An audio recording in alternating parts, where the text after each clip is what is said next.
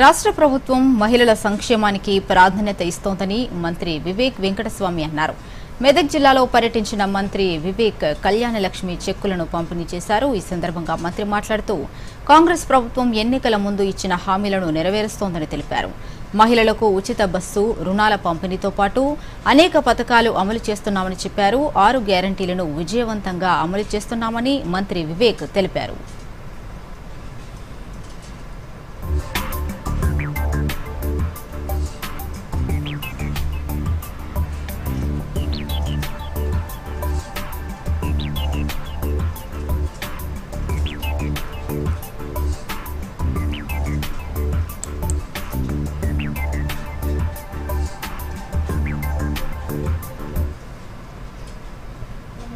మీరు ఈ రుణాలు ఏదైతే చేసుకుంటుందో దీనికి వడ్డీ అంతా కూడా రాష్ట్ర ప్రభుత్వం కడుతుంది.